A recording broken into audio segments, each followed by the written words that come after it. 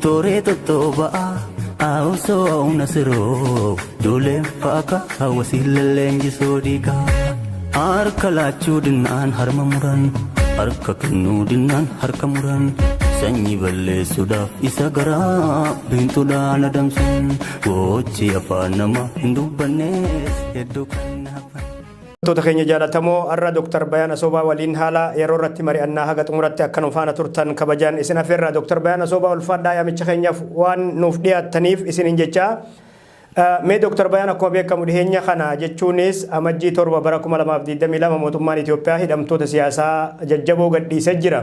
Gama biraatiin hidhamtoonni miseensota adda bilisummaa Oromoon hiikamne mootummaan maaliif garaagartee kana uuma hidhamtoota siyaasaa yeroo gadhiisu kan ABO gadin dhiisne maaliif jettu? Hunda dura obboleeyyan keenya mana hidhaa mootummaa Itoophiyaa keessaa gallakkifaman Joohar fa'aa Baqqalaa fa'aa namoota galmee Joohar Mahammed jalatti himataman hundaa'u hidhamtoota siyaasaa biraa bahaniis gallakkifanis baga baatan jechuu barbaada.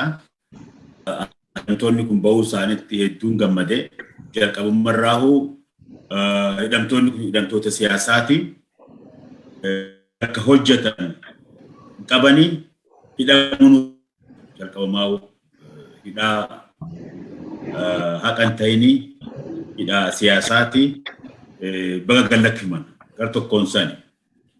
Gara biraatiin ammoo hidhamtoota siyaasaa Oromoo hedduutu mana hidhaa keessatti hafe. Obboleeyyan keenya kan maqaa hooggantoonni ABO, qondaalonni ABO, miseensonni ABO hedduutu hidhaa jira. Manni hidhaa Itoophiyaa ammallee afaan Oromoo dubbatee jennee dogoggoran ta'u. Kumaatamaan namni hidhaa jira jechuudha. Tarii ka dhageenyu kanuma beekaman maqaan beekamee suuraan isaanii beekamee agarre kan argina malee kan nuti beekne ka suuraan intarneetii bakka hedduutti nama kumaatamaan lakkaa'amu hidhaa jira. Biyya takka ta nagaan barbaadu jettu keessa yoo Itoophiyaan dhugumatti deemokiraasii barbaadan jettu taate biyya qixxummaa irratti hundooyte biyya olaantummaa heeraatti kabajamu barbaanne yoo jedhan hidhamaan siyaasaa biyya keessa jiraatu irra hin jiru. Namni laalcha siyaasaatiif hidhamuun qabu. Laalcha siyaasaa warra biyya bulchurraa warra aangoo irra qaburraa adda qabaachuun yakkaa miti. Laalchi siyaasaadhaa biyyaaf kan malaadha. Kana irra tola yaada adda addaa qabaatuuf. Yaadni kun ummata biratti ilaalama. Ummataatu yookiin fudhata, ummataa dida. Mootummaan ammoo mirga yaada siyaasaa ukkaamsee yaada siyaasaa addaa qabataniidhaaf nama hidhuuf hin qabus gochuullee irra turre. So hacuuccaadha jechuudha. Namoonni waa'ee mirga namoomaa qoratan addunyaa keessatti, heera addunyaa keessatti biyyi hidhaa qabdu biyya bilisaa mitii jiru. Dhugaadha. Namni yaada siyaasaatiin hidhamuun yoo jiraate biyyi san keessa bilisummaan hin jiru jechuudha. So hagana jedhee booda amma mootummaan Itoophiyaa dhiibbaa guddaa jira gaafiin hin jiru. Namoota siyaasa hidhaman kana akka gallakkisu lolli biyya keessa akka lolli deemaa jiru akka dhaabbatu rakkoon biyya sanii xaxamtu hedduu jira. Rakkoon hundinuu marii ammateen haa furamtu kajuu alarraayis keessarraayis dhiibbaa guddaa jira.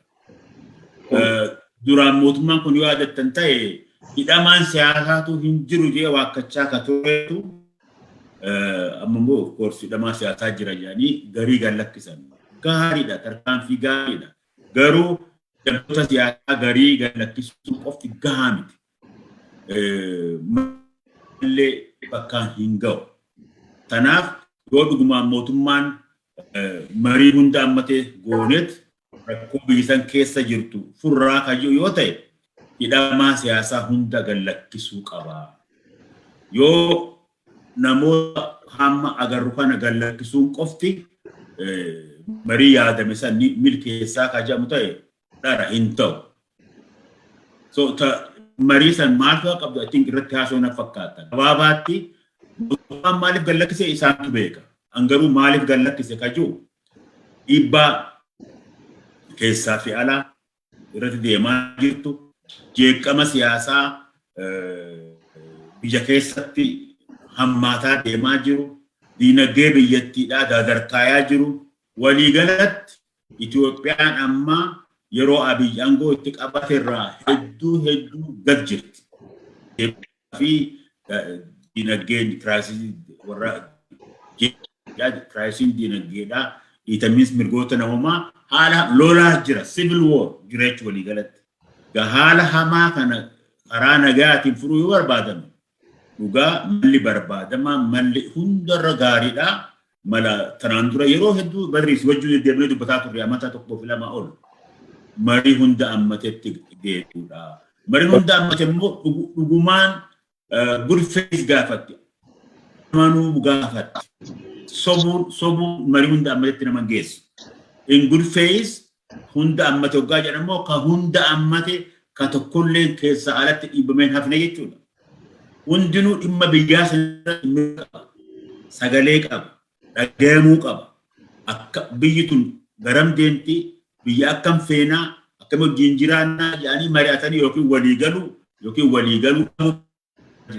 وليغلو يود أبا نمو أكمت وليغلتي يكون فرامانيس وليغلتي غافتا so كان هندافو إلام تونس يعني كمون هندوري لك جاتوكو موتومانس كانوما غودينا فكاتا غارو ولكا هيكماني هندني كمني هندي كمو كبان tole Dr. Bayaan Asoobaa mootummaan Itoophiyaa dhibban alaatis yeroo itti cimee fi matumti isaa akka mariif deemutti kan dubbataa jiru akkuma amma kakaasaa jirru hidhamtoota garii hambisuun kun adeemsa mariirratti dhiibbaan qabaatu yookaan ammoo mootummaan maaliif miseensota ABO yookaan ammoo namootuma maka ABOtiin himatan irratti barabaraan dubbiin maaliif cimteettu isin? Gari laali sababi mootummaadhaa beekamaadha. Mootummaan humnoota siyaasaa keessaa, dirree siyaasaa keessaa, dorgommii siyaasaa keessaa baasuu barbaada. Gaafii haqaa, gaafii mirga namoomaa, gaafii ree murteeffannaa Oromoodhaa furuu hin barbaadu. Keessattuu erga Abiyyi Faan ifatti beekamu kun roodmaappii daandii ittiin deeman ka warri izeema warri Gimboo Saban kenneef fudhate booda ejjennoo farra Oromummaa fudhate. ABO'n hawwii uummata Oromooti. ABO'n sagantaan siyaasaa jalqabarraa ABO'n tolfatee ka'e magannaa torbaatamoota keessaa jalqabee 73 jaha jalqabee sagantaan ABO'n tolfatee ittiin deeme ka mirga hiree murteeffannaa Oromoo, mirga namoomaa, mirga uumamaa Oromoodhaa deebisuu.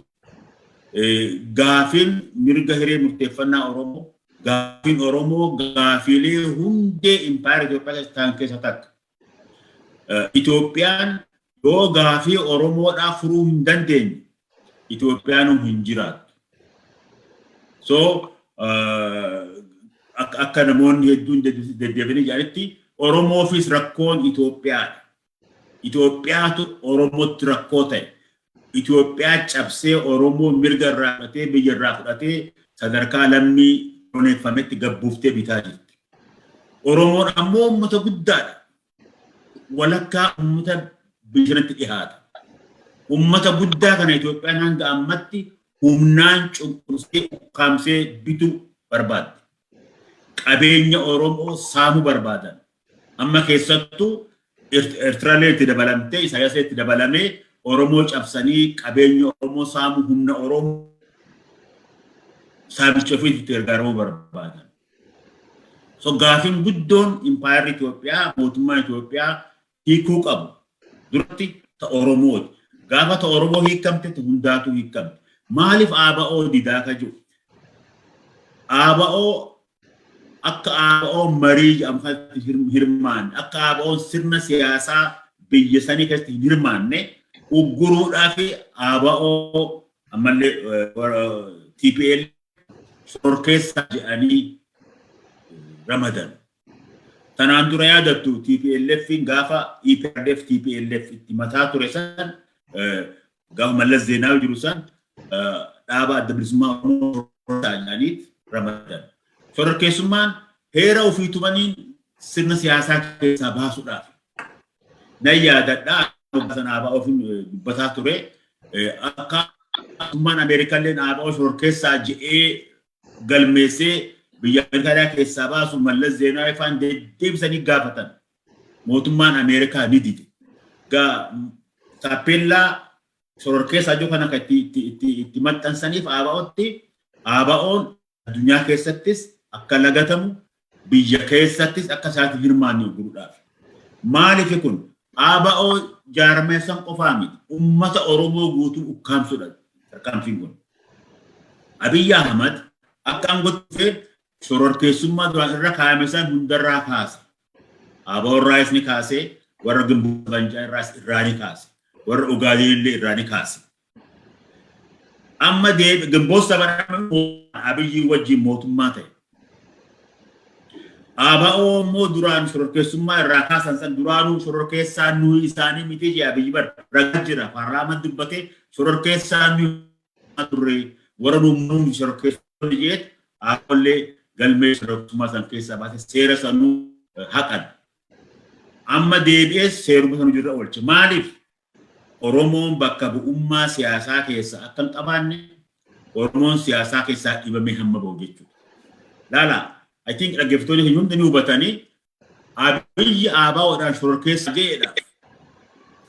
Uummanni Oromoo ABO'dhaan sororkeessaa hin jiru.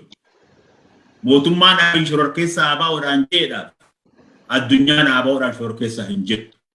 Kun tapha qaata yaalamee fashale. Waan fashalee kana naannessuu dhiisanii Abiy Ahmad faan amma maqaasan jaarmoota siyaasaa ABO kanarraa TPLF isaan uumellee amma sororkeessaa jedhanii kanallee maqaa kanarraa haa kaasani. Gara marii hundi amma haa dhufu. Amma marii kana isaanuu marii hunda ammatee jiru. Afaan Amaaraatti marii waan hunda ammatee jiru. Yoo hunda ammate gaa hunda ammate yoo ta'e ka keessaa hafu hin jiru jechuudha. Tokkolleen keessaa hafu irra hin jiru. Yoo biyya sanitti nageenya buufnaa ka jedhan taate. Rakkoolee siyaasaa biyyattii san guutee qabdee jirtu. Karaa nagaatiin furraa ka jedhan yoo taate. Yoonuma waanuma hanga ammaa ta'e deddeebi'ee waanuma dulloomee gangalchaa oola kan hin jenne taate. Mariin tun akkuma jechi jirtu ka hunda ammate ta'uu qabdi. ABO's ta'ammate ta'uu qabdi, KFO'llee ta'ammate ta'uu qabdi, TPLF'llee ta'ammate ta'uu qabdi, jaarmayoota biraallee hunda keessa alatti hafu hin jiru. Jaarmayoonni kun ummataaf dubbatan, sagalee ummataati. Yoo ABO keessaa dhiisan an Oromoo keessaa dhiiba biyyattii fudhata. Ta'inuun jaarmayoonni Oromoo akka hirmaatu gaafii addaati yoo na gaafatatanii dubbanna. Tanaaf ABO wanni keessaa dhiibaniif na gaafattee miti. ABO wanni keessaa dhiibaniif wanni mana hidhatti hambisaniif adeemsa siyaasaa biyyattii keessaa baasuudhaaf jaarmee uummanni Oromoo jaalatu. Tarii uummanni Oromoo filuu malu dirree siyaasaa keessaa baasanii Oromoo ukkaamsanii bituudhaaf. Dubbiin tun ABO jaarmayicha qofaa miti. Dubbiin tun uummata Oromoo hunduratti akeekkattee. Mirga uummata Oromoo waakkachuu. Dubbiin isaaniin baaftuu amma dala deebi'eetiin ja'a akkuma jechi jedhutti warri mootummaarra jirtan warri aangoo ammaa hataa qabdan akkuma jechi ka hunda ammate jedhutti dubbiin tun mootummaa sodeeta isuu jira. Marii hunda ammateef haa karaa ba'aan jessan. Carraa dhiiga ilmaan Oromootiin aangoo kanarra dhufanii isaan amaarra fide aangoo kanarraa biyyi faa fide dhiiga ilmaan Oromooti. Yoo Oromoo ganuun kun itti fufee dhiiga ilmaan Oromoo kanaatu cubbuu sanaan isaan balleessa. Afaan qabdu sirbaata roofta ta'an. Kanaaf hunda hidhaadhaa gallakkeessaa hundi taa'ee haa mari'atu hundi walii galtare karaa itti gahuutti haa hojjetu yaada jechuudha. Tole Dr. Bayaan Kabiraa dhimmi falmisiisan amma Itoophiyaa keessattuu humnoonni siyaasaa Amaaraa adeemsisaa jiranii waa'ee keeyyata heera mootummaa keessa jiru keeyyata 39 mirga hiree murteeffannaa hanga fottoqutti isa jedhu sani. Dhugumatti keeyyanni kun wabiin inni sabaaf sablammoota yookaan ammoo uummata wayya bakka Oromoof qabu maali ittiin wal sodaachisuuf achi keessa kaa'ammoo dhugumatti gara huyyitti ni jijjiirama sabni tokko yoo gaafii fottoquu kan gaafatu yookaan kan dhiyeessu ta'e mee isa kana akkamitti ilaalta humnoonni kun keeyyata kanarratti waliif galumoo keeyyata kana heera mootummaa keessaa haqu mee akkamitti ilaaltu isa kana falmii keeyyata 39 kana wabii inni uummattoota Itoophiyaaf qabu moo akkamitti ibsitu? Laala dur baroota majaatamoota torbaatamorraa ka'ee qabsoo ilaalcha addunyaa maarksizim leenizimtuun oromoonnis tarkaanfattoonni taraamaa jedhaman amaaraa hundinuu rakkoo biyyaa tana akkaataatti furamu ilaalaa turan. Ilaalchi addunyaa akkas ilaalchi qabsoo akkas ture. Kakaampii amaaraa kakaampii oromoo hundinuu ilaalcha san ture. Ilaalchi suni hiree murteeffannaa hajuu fudhata. Gaafii sabootaa hiikuudhaaf mirga hiree murteeffannaa hamma mootummaa ofii jaallachutti qabuu kajuun namaa deemaa dhufe. Yeroo 1991 heera Itoophiyaa kun tolfamus gaafii hiree murteeffannaa tana hamma mootummaa ofii jaallachutti akka deemtutti fudhatee heera san baase. Amma haalli jiru akkan itti naman mirga hiree murteeffannaa ummata mirga uumamaati mirga heerri addunyaa kennuu fi amma inuu mirga heerri Itoophiyaadhaa 46 kennu jechuudha. Kun mirga ummataati. Mirga kana ugguruu mirga ummatarra dhaabbachuudha. Amma ka deemaa jiru namoonni dur tarkaanfatoo jedhaman hundinuu deemokiraasiitti amanna ka jedhan hundinuu mirga hiree murteeffannaa fudhanna ka jedhan hundinuu amma jijjiiranii jira. Keessattuu qaruuleen siyaasaa ilis political ilis Itoophiyaawwinnati yaada jiruun deemanii fi uummata Amaaraa keessaa bahan walumaa galatti mirga hiree murteeffannaa dura dhaabbachuu mirga hiree murteeffannaa qofaa miti. Illee filachuun deemokiraasii ka jiru tokkummaa Itoophiyaa dursaa waa hunda dura tokkummaa Itoophiyaa dursaa jennoo fudhataa jiran. Maal jechuudha?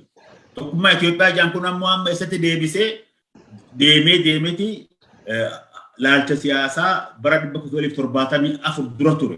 Imperial Itoophiyaa. Amma waan nuti Oromoon Itoophiyaa impaayera jennu jedhan. Mootummaan Itoophiyaa isaatu impaayera of jechaa ture. Mootummaa hamma 1974 the empire of Ethiopia. The Ethiopian state of the empire of empire Ethiopia jedhamee beekame jechuudha. Haile Sillaaseen emperor of Ethiopia jedhamee beekame. San booda maqaan emperor yookiin jijjiirameen maqaan jijjiirame. Maqaan warra biyya bulchuu maqaan mootummaa itti yaamamu jijjiiramaa dhufe. Mangistuun faan Socialist Democratic Republic jedhanii Mallas Democratic Republic jedhanii amma abiyyi sanumaan deema garuu empirummaan Itoophiyaa hin jijjiiramne. Maaliif Itoophiyaan hin demokraatof. Ummanni hiree isaanii hin murteeffatan. Wanni empirummaa Itoophiyaa jechuun koloneeffata ummata koloneeffatee ummatoota hedduu cabsee ifaadha. Ummanni Oromoo koloneeffameet mootummaa Kingdamii Shawaatti empire Itoophiyaatti makame. Ummanni kibbaa kun hundi akkas. Itoophiyaan lamaa ture. Dhiyaamanan isaan warri gartee illiitiin namaatu dhiyamatu. Itoophiyaan lamaa jira. Heera isaanii kagaa 1912 kan isaan tume keessa jira. Itoophiyaan ummata lamarraa ijaaramtee ummata abbaa biyyaa isaa neetiif kan habashoota jechuudha. Fi subject in warra cabsite Itoophiyaatti makne kana lamaan tol dhufee Itoophiyaa godhaa jira. Akka Itoophiyaa keessatti qixatee hin beeku. Hoggaa Oromoo cabsan Oromoo lafa fudhatan sirna Oromoo sirna gadaa Oromoo diigan afaan isaanii nurratti fe'an aadaa isaanii nurratti fe'an sirna fe'an Oromoon ciisa nyaate gabbaarii ta'e lafa yaadame. So dubbiin sun dubbiin ummata koloneeffamee fi warra abbaa biyyaa jiru ammallee maqaa Itoophiyaa andinnat jiru kadeeman kun hundinuu Itoophiyaa qacan hundinuu olaantummaa 1974 dura ture. Olaantummaa afaan Amaaraa, olaantummaa aadaa Amaaraa, olaantummaa seenaa Amaaraa namallee amaaressuudha. Sanitti deemuu maataa jedhama. Har'a kun olaanaa waan jedhan afaan Oromootiin baratuun hambisanii afaan Amaaraa daa'imman Oromoo akka baratan fedhii malee irratti kamtu Itoophiyaawinna jedhama. Itoophiyaawinna kun ammoo hiikuma isaatinuu kan biraa kan moggeessu kan olaantummaa Amaaraa fi aadaa Amaaraa gidabittu Amaaraa lalisu jechuudha. Amma gaa heera kana jijjiiru jechuun amma gaafii ati gaafatteef keeyyata 39 kan heera ammaa keessa jiru. Isa qofaa uummata heera guutuu jijjiiruuf deemanii. Hoggaa jijjiiran maalti deemu federeeshin saboota kanaa balleessaniit kutaalee akka dur Haile Sillaaseen impaara Itoophiyaatti qoqqoodee bitu sana jaaruu deeman. Kana keessatti xiyyaafannaan guddaan hoggaa caasa haaraa kana jaaran Oromoodha. Oromoo gargar baasu, tokkummaa isaa dhabamsiisu, Oromoo humna Oromoo cabsuudha. Laala reefu kan jeetti rakkoo Itoophiyaalleen Oromoodha. Rakkoo Oromoo Itoophiyaa jennee miti. Oromoo Itoophiyaa ta'uu akka itti nyamtanii isaan yaadan. Caccabsanii, kukkutanii, humna dhoowwanii, hooggana dhoowwanii kana malaayidee isaan jiraachisu. Kana loltee ammoo isaan tursiiftu nama akkasii gochuu barbaada. Akkanatti fakkaatutti ijibbaanni kun ijibbaanni Itoophiyaaf duuba deebisuu kun Itoophiyaan 74 irraa kaatee jijjiirama xiqqollee ta'u deemaa dhufte keessattuu 91 irraa fuuldura deemtee hoggaa Oromiyaan jaaramu ofiin bulchuun beekamu heerri mirgi kanaan kabajamu adeemsi jijjiiramaa ture haa xiqqaattulleedha. Amma hoggaa keeyyata jijjiirra jaan mirga kana ummata Oromoo ummata hundara waakkatan jechuudha. Oromoo mirga hin qabdu, mirga murteeffannaa kee hin qabdu. Akkuma kanaan dura Minilik humnaan si cabsee Itoophiyaatti si maketti akkasumatti bultaa. Dantaa siyaasaa kan keessiini kan murteeffatu. Ati bulchu si murteessina kan jiru. Afaan ati afaan kee barreessuun nuu isinii hima. Maqaa namaa Oromoon meeqaatamtu maqaa ofii dhabee maqaan isaanii maqaa mara jira babaleessa keessa. Biyyi lafti Oromoodhaa lafa maqaa amara jijjiiramu. Amma adeemsi ammaa kun yoo milkaayan jeetiin amanaa garas deebi'uudha. Jijjiirama heera kanallee jijjiiruun sanii fi heerri sun jiraatuun isaa keeyyanni 39 sun jiraatuun isaa iggitiidha. Saboota cunqurfamaniif. Saboota cunqurfamaniif yoo hariiroon jiru kun kabilisummaa hin kabajne, kabajummaa hin kabajne, kamirga namaa hin kabajne ta'ee keessaa bahuu mirga qaban irraa fudhata jechuudha. Heeraan garuu heerri waa hunda murteessu qabsoon ni jirti. Uummanni gaafa mirga kana dhabee qabsaa'ee akkuma heerri isaan balleessan kennutti hamma mootummaa isaa dhaabbachuutti qabsaa'u mirga uumamaatii hojirra oolfachuun abbaarra jirtiin jawaabaleessa. Tole ulfaadha. Mee kabiraa gara mooraa Oromootti mooraa qabsoo Oromootti as haa deebinuuti. Amma humnoonni siyaasaa Oromoo jajjaboon afur ni jiru jennee yoo kan fudhannu ta'e isaanis mootummaa naannoo Oromiyaa yookaan paartii Bilisiginnaa Damee Oromiyaa isa jedhu kana ABO KFO fi humna waraana bilisummaa Oromooti. Amma humnoonni kun yoo mariidhaaf humnoonni siyaasaa Itoophiyaa ilaalcha adda addaa qaban kan walitti dhufan ta'e humnoonni kun Oromoo bakka bu'anii dhufanii humnoonni siyaasaa Oromoo kun wanni adda isaan godhu maali? Dr. Bayaan Asoobaa yeroo baay'ee Oromoon carraa argate ni balleessa harkaa butama. Amma humnoonni kanneen afaan tokko dubbatanii humnoota siyaasaa ilaalcha adda addaa qaban san waliin falmii geggeessuuf kan isaan danqu maali? Dhimmi Oromoof Oromiyaadhaa kan wal isaan dhabsiisu jira. Dr. Bayaan Asoobaa maal godhuu qabu? Gaafii gaarii obboleessa Iyya Badrii gaafiin tun. Ani qabsoo Oromoo gaa 70moota keessaa jalqabeen keessa jira. carcaritti jaarraa abbaa gadaa afaan barootumsaa afaan qabsoo keessa turan ture qabsoo tana keessa. Wanni kana kaasee maali? Yeroo sanirraa kaasee hanga ammatti qabsaa'onni Oromoo galma tokko keessa taa'anii odaa tokko jala taa'anii yeroon dhimma Oromoodhaa haasa'an hin jiru. Gaafiin Oromoo maalii kajoo irratti Oromoon qabsaa'onni Oromoo waliin dhabne. Sagantaan qabsoo keenyaa maal ta'uu qabaa? Itti galli qabsoo keenyaa maal ta'uu qabaa? Kajoo takkaa haasoftee wal dhabdee beeku. Odoon haasa'ii wal dhabaniiti san booda maqaa walii baasuu ture. Mee sun seenaa dabre amma. Bakka amma geenyetti yoo maal goonaa ka jettu gaafii natti kaafsan gaafii guddaan sani. Amma akka agarrutti qabsoo galeessa sakaa guddarra geessa jirti. Impaayera Itoophiyaa illee sadarkaa gama impaayera dur cabetti deebi'utti deemaa jira. Hiriirri bakka lama gaafiin Itoophiyaa keessa jirtu bakka ifa taatee mooraa lama qabdi. Mooraan tokko mooraa nuti keessa jirru qabsaa'onni Oromoodhaa hedduu keessa jiran. Bilisummaa Oromoo kaafa'aa hundi qabsaa'onni Oromoo keessa jiran.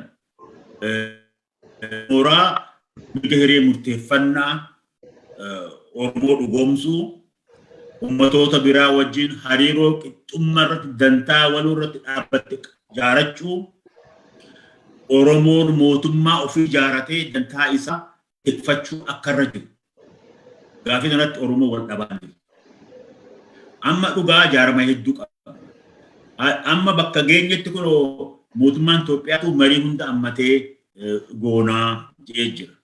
Marii hunda ammate kanatti odoo sanitti deemin dura bakka amma geenyetti Oromoon nuti ufiifuu marii keenya ka hunda ammatee barbaachisa. Hundi jaarmoonni Oromoo jiran hundinuu, waraanni Oromoo jiranuu, hayyoonni Oromoo, bebbeekamoon Oromoo, bakka bu'oonni Oromoo hedduu jira.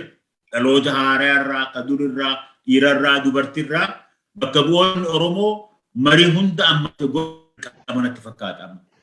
Marii hunda ammate kan keenyaa godhachuu qaba. Waa lama irratti mari'annee murteessuu qabna. Tokko hegereen Oromiyaadhaa maali? Itti galli qabsoo Oromoo maali? Akeeka siyaasaa qabsoo keenya irratti ammatti ittiin hundi gar tokko dhufee jira. Kana waliigalteedhaan walii mallatteessee itti waliigaluu qaba. Oromoon nuti kana barbaannaa. Hundi keenya kanaaf qabsooyina. Ammatti akeenya itti waliigalee tokko ta'aa jiru. Hoggaa warri aangorra jiruu fi humnoonni siyaasaa Amaaraa fi Itoophiyaa bineensa hundinuu impaayerummaa Itoophiyaa deebisuuf deeman kana nuti jireenya Oromoo eeggitiitti gochuudhaaf mirga hiree murteeffannaa Oromoo keenya dhugoomsuudhaaf qabsaa'uu irratti waliigaluu qaba. Yoo mariin hunda ammate jedhamu kun ka ta'u ta'e Oromoon ejjennoo takka tolfattee achirratti argamuu qabdi. Oromoon humnoonni Oromoo bakka bu'oonni Oromoo hundinuu lamarratti ejjennoo tokko unified position ejjennoo tokko qabattee argamuu qabdi. Oromoon hundinuu sagalee adda addaa taanee dhaynee mirga Oromoodhaa xiqqeessuu sharafuu akka hin taane gargar nu baasii jarri akka awwal afaan hin deebifne Oromoon sagalee takka irratti walii galtee hirmaachuu qabdi. Maa irratti walii galuu qabna? Hegeree Oromoo fi Oromiyaa irratti walii galuu qabna. Bottom line mirgi keenya ka irraan buune kan qabsoon haa ta'u nagaan haa ta'u mariidhaan argachuu barbaadana jennee dhihaachuu qabna. Kungaa hegeree Oromoo fi Oromiyaa irratti Oromoo walii galuu qabna. Takka. San booda immoo Itoophiyaa irratti Oromoo walii galuu qabna. Itoophiyaan tun akka taatu. Ummatoota Itoophiyaa kan keessa jiran wajjin hariiroo nuti qabaachuu barbaannu akkana. Kajuurratti ajandaa akkana fakkaataa bal'oo irratti Oromoon badhatee ejjennoo tokko qabaatee sagalee tokko dhihaatuu qabaa jira Oromoon achi keessatti. Gaafa waliin marii hunda ammatti hin taate. Tanaaf amma PP'n faan jaarmaa Oromoo irratti hin fakkaatu. PP Oromiyaa moorumoonni keessa jiran amma isaan badrii keenya. Maaliif jaarmaa tokko bakka tokko dhaabu akeeka siyaasaa inni hordofu. Abiyyi faan amma warra Itoophiyaa hundan leellisu jechuudha. Warra roodmaappii karaa ittiin deeman nagaa andargaachoo fa'aa itti kennanii deeman. Isaan amma mooraa Itoophiyaa hundan keessa jiran jechuudha. Laalchaanis hojiidhaanis wanni jaarmaa Oromoo isaan godhan jiru. Inumaahu Oromoo xiqqeessuuf deeman isaan akeekni isaanii. Kanaaf isaan yoo nuti jaarmaa Oromootiif hin jaan sagantaa Oromoof qabaatan baanii Oromooti ajani jaarmaa Oromooti miti kalaalcha kiyyatti. Piipin mooraa deemee mooraa Itoophiyaawinnes jedhamu sana mooraa siyaasaa dantaa fi seenaa akeeka amaarri Itoophiyaaf qabu hordoftu achi keessatti Ramadaan. Lakki akkasii miti nuti akka ODP san kacaan yoo ta'an amma lakki jaarmaa Oromooti yoo jaan isaan fimuu qaba. Seenaa murna kanaatu seenaa fokkataadha. Seenaan OPDO jedhamu kun seenaa fokkataadha. Seenaa Oromoonni ufii ka'anii tolfatanii miti. Ammallee hidhamtoota siyaasaati TPLF ijaaratti erga akkasii miti. OPDO kana san keessaan ba'an amma immoo deebi'anii asangaa Oromoo hacuucanii saamicha TPLF irratti geggeessuuf meeshaa turan. Harka TPLFiti. Malee Oromoo dhukkubsatanii mirga Oromoo finnaa jedhanii hin dhaabbanne. Har'a immoo ilmaan Oromootti dhangoo qabataniiti kunoo akeeka izeemaa tajaajilu jechuudha. Laala fakkii gaarii biiroo barnoota Oromiyaa yoo tana waan beekan laala. Afaan Oromootiin barsiisu aadaa asxaa Oromoo duudhaa Oromoo mallattoo isaanii hunda balleessaniiti. Waggaa ministeerri barnootaa Biraawun Naggaa ta'uu waan Itoophiyaa itti fidan jechuudha. Warri Oromoo ofiin jiru ajaja kanaa kan heeriyyattii cabsu, kan sirna federaalizimii cabsu lakki hin jedhan. Maaliif gooftaa tajaajiluun duudhaa aadaa. Kanaaf ani isaan yoo bahanii nuti jaarmaa Oromootiif hin jedhan isaanii dhiifna. Ammatti immoo hojiidhaan haa ta'u akeekan waan jaarmaa Oromoo isaan godhan natti mul'atu. Maqaanis akkas hin jedhan isaan akeeka isaan keessanii miti. So therefore kanaaf jaarmaan Oromoodhaa weezar wanni kun ta'e mariin kun ta'e ta'uu baatee jaarmaan Oromoo biyya alaatii fi biyya keessatti illee haala mijateen marii keenya ka Oromoo hunda ammate godhannee qabsoo keenya haaromsinee waliigaltee keenya haaromsinee akeeka qabsoo bilisummaa Oromoo dhugoomsuudhaaf fuulduratti uummanni Oromoo abbaan haa jaalatu haa jibbu mootummaa isaa qabaachuun dirqiidha. Uummanni guddaan kun uummanni bal'aan Oromoo kun mootummaa dantaa isaa tiksu nagaa isaa tiksu biyya isaa qabaachuu dhabuun Oromoo ummata mootummaa qabu ummata sirna bulchiinsa gadaa dimokiraatawaa jaatee bulchaa tureetu weeraraan mirginis biyyinis irraa fudhatame. Kana deeffachuun qama Oromooti. Hanga waan weerarri mirgi irraa fudhate cabsinee deeffannutti, hanga biyya keenya deeffannutti, hanga mootummaa keenya ijaarannutti Oromoon kanaa gadi waa takkatti illee walii galuun qabu. Amma federeeshin ammaa kana diiganii Oromoo gargar kutanii kutaa Haayilasillaaseen dur ijaaretti Oromoo deebisuun Oromoo xiqqeessu Oromoo cabsu. Caasaan Oromiyaa kun kan irraa argatetti guutamee mootummaan Oromoo asirratti ijaaramuu qaba. Hoggaa kana jennu ummatoota biraa wajjin jiraachuu kun hariiroo qabaachuu hin barbaannu jechuun ni barbaanna. Akkuma ummatoonni biraa nu wajjin jiraachuu barbaadanii barbaadu qixxummaadhaan nulleen hariiroo qixxummaa namummaa bulummaa ummatoota biraa garuu sanii jennee mootummaa keenya hin qabaannu hin jennu. Mootummaa keenya qabaanneet ufiin uf bulchaa ummatoota biraa wajjin haalatti jiraannu qixxummaadhaan tolfannaa jechuudha. Tole mee Dr. Bayaan Asoobaa gara xumuratti osoo labsiin farra shororkeessummaa TPLF fi waraana bilisummaa Oromoo irraan hin ka'in mariin kun akka adeemsifamuuf danqaaleen mudatan maali? Fakkeenyaaf humnoonni kun humnoota akka malee mootummaa Itoophiyaa waliin afaan qawweetiin wal waraanaa jiranii fi dhimmi isaanii immoo dhimma ijoo hawaasni addunyaatis dhukaasa dhaabanii humnoonni wal waraanaa jiran marii hunda hammatee akka adeemsisan jechuun irra deddeebiin dubbataa turan. Mootummaan Itoophiyaa humnoota kanarraa labsii kanan kaasu yoo ta'e danqaan ta'u kabiraa Ameerikaan ammas ergama haaraa filee gara Finfinneetti ergee jira.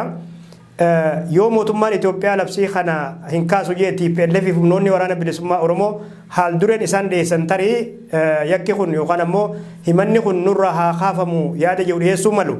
Kun ammoo deebi'ee danqaa ta'uu mala. Tarkaanfiin Ameerikaa itti aanu maal fakkaata? Asumaan haa goolabnu. Tole tadura akkaataa amma mootummaan kun itti saganteesse waan ammaa gammaa beeknurraa marii hunda ammate ilaalchisee akkaataa inni isaan jalqaban kun mariin otoo hin jalqabin fashalte namni fashalte jechuu hin danda'a. Maaliif? Tadura tokkoffaa mariin hunda ammate kun hunda ammatee bita akka mootummaa yaadutti. Warra TPLF fi warra ABO jaarmota siyaasaa guguddaa deeggarsa guddaa qaban kana keessa hamsaniit marii hunda ammate goone yoo jedhan marii hunda ammatee bita. Akka filmaata dhiyoota na godhanii sana jechuudha. Waan odoon jalqabin fashale jechuudha. Kanaaf fashaliinsa kana keessaa baasuudhaaf TPLF jaarmoonni siyaasaa dhimma biyya sanii keessaa seenaa qaban hanga ammatti illee uummata bakka bu'an qaban hundi hirmaachuu qaban. Waboonis ABOnis TPLFis marii hunda ammatee miti hunda ammate gochuu qaban. Taakka yoo odoo kun hin tahin itti deeman ammallee marii kijibaati. Bogas marii dhugaatii miti jechuudha. Furmaatallee hin ta'u abadan nagaa isaan ni barbaanna jedhanillee hin fidu. Kan nagaa fidu marii hunda ammatee fi waliigaltee hunda ammate kana keessaa madduu maluutu nagaa fida malee humnoota gurguddaa sagalee gurguddaa akkana alatti dhiiftee xiqqallee alatti dhiiftee nagaa dhufaa hin danda'amu taakka. Kan biraa akkaataa mootummaan itti yaade kun waan biraa irra guddaa qabudha. Mootummaan kun dhaabbata kan ofumaa dhaabeet namoota akka abboomsee akka marii kana qindeessan hoogganan godha. Kuni amantii isaa miti credibility hin qabu. Marii amansiiftuu miti jechuudha. Harka mootummaa keessa jira harka biyyi keessa jira jechuudha. Marii hunda mataan mootummaan akka mootummaa ta'e akka garee siyaasaatti hirmaata qixxummaadhaan. Tanaaf taduraa eenyu gaggeessaa walgahii tana akka jiru irratti walii galamuu qaba. Hundi walii galuu qaba. Ka hin baabsine humni addaa alaa dandeettii qabu ogummaa dhimma akkanaa eeggasuu qabu United Nation haa ta'u biyyoota akka Ameerikaa akka Awurooppaa haa ta'anii isaan ta'uu qaban malee warruma abiyyi file hin baabsan jedhanii kan inni mindaa kennuuf kan inni makiinaa kennuuf kan inni mana kennuuf waan kana yoo gaggeessan akkuma filmaata dharaa kana ta'a hin milkaa'u hin ta'u jechuudha. Qabxiin geessummaan isaa waliigaltee warra makiinaa hirmaatturraa impartial kan hin baafne ta'uu qaba. Kan walgahii gaggeessu qindeessu humna hin baafne haasaa kana keessa dantaa hin qabne ta'uu qaba. Kan biraa maal irratti haasoyinaan ajandaan walgahii tanaatu kan hundi irratti hirmaatu ta'uu qaba. Ajandaan kun banaa ta'uu qaba. Kan gartee itti baha walgahii kanaa agarsiisu. Walgahiin kun garanatti dhumuu qaba. Je'ee agarsiisu ta'uu hin qabu. Jaarmayoonni marii kanarra hirmaatan hundinuu dhimma irratti haasayamu achi keessa kaayatu qaban. Outcomeen itti baani marii tanaa booda malee odoo mariin hin tahin yoo outcomeen isaa kanaa tokkummaa Itoophiyaa mirkaneessinaa maarree kajaamu tahe hin ta'u sobataa jechuudha. Dhumarratti wanni jechuu barbaadu maali?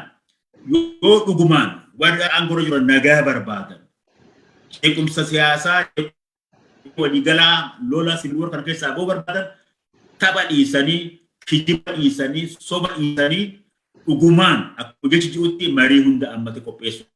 Toleme marii kana keessaa waan bahurratti waliigaluufis qophaa'uu qabanii jechuudha. Waliigalte dhiibbaa miti, cuuccaa miti, dirquu miti, waliigaltee hundi dantaa ofirraa ka'ee irra gahuutu furmaata ta'an jechuudha. Ka Ameerikaan gaafattee Ameerikaan deddeebiftee furmaanni rakkoo Itoophiyaadhaa marii hunda ammatee jira. ani akkuma isa akkuma jechi kun jootti amanaddeeti naman. Yeroo Abiyyaan hidhattoota siyaasaa kana galakkisan Ameerikaa keessa Ameerikaan rafiidha jedhan gahaadhaan jenne. So Ameerikaan isaan akka jedhanitti Itoophiyaa naaftee Itoophiyaa garoomsuudhaaf kolonaayiz gochuu soba kunuun amadhaan hubadhutti Ameerikaan dantaa ofillee qabdii Itoophiyaan leef kan hawwitu Itoophiyaan akka biyya nagaa taatu biyya deemokiraatawaa taatu biyya nageenyi keessatti bu'e waliigaltee keessa lolli keessaa dhaabbatu dhiitamiinsi mirgoota namoomaa keessaa dhaabbatu akka taatu hawwan. Haala kanaa jira haalli amma Itoophiyaan hedduu yaaddeessaadha. Humnoonni finxaaleeyyiin bita siyaasaa Amaaraa keessaa bahan akka itti yaadaa jiran marii kanaaf waan hayyaman natti hin fakkaatu. Akka amma dhagaa jirutti mootummaa amma Abiyyi Faratti dhiibbaa guddaa qabanii illeen isaan gammachuu raarsuudhaaf waan hedduu haasayaa jira. Isaan ammoo takka waan dhagamee hin beekne addunyaa keessatti agarranii hidhamtoota siyaasaa hoggaa mootummaa hidhaagan lakkisu. Akkamitti namni hidhaa bahan jedhanii ijaa jiran. Namoonni Oromoon jaalatu akka hidhaa keessatti jiran. Oromoo hidhamtoonni siyaasaa isaanii waggaa ba'ee iyyuu agarra. So haalli jiru akkana fakkaata. Oromoo dhumarratti hegereen Oromoodhaa Oromoo irratti dhaabbatti. Oromoo murteessa. Oromoon ammoo hegeree isaa murteessuudhaaf hegeree keenya murteessuudhaaf nuti walii galu jaaramuu humnaa'uu dhumarratti mirgi keenya kabajaan keenya kan murtaa'u qophii keenya irratti dhaabbatte jechuudha. Kanaaf marirratti hirmaannus mariin tun haftus waliigaltee keenya gonnee tolfannee humna taanee qabsaa'uutu waan hawwinu bilisummaa barbaannu nu gayaa jechuun barbaada. Tole Dr. Bayaan Asoobaa yeroo keessan fudhattanii haala yeroo irratti turtii BBS waliin gootaniif maqaa daawwattoota Bultuun Broadcasting Service'n ammas irra deebi'uun ulfaadhaa galatoomaa isiniin jedha. Ani irra deebi'eetiin affeerraa keessaniif galatooma nagaan jiraadhaa jabaadhaa. Tole daawwattoota keenya turtiin Dr. Bayaan Asoobaa waliin haala siyaasaa Itoophiyaa irratti goone isaan gammaa daawwattan ture. An Badri Yusufii waan hordoftaniif ulfaadhaa nagaatti.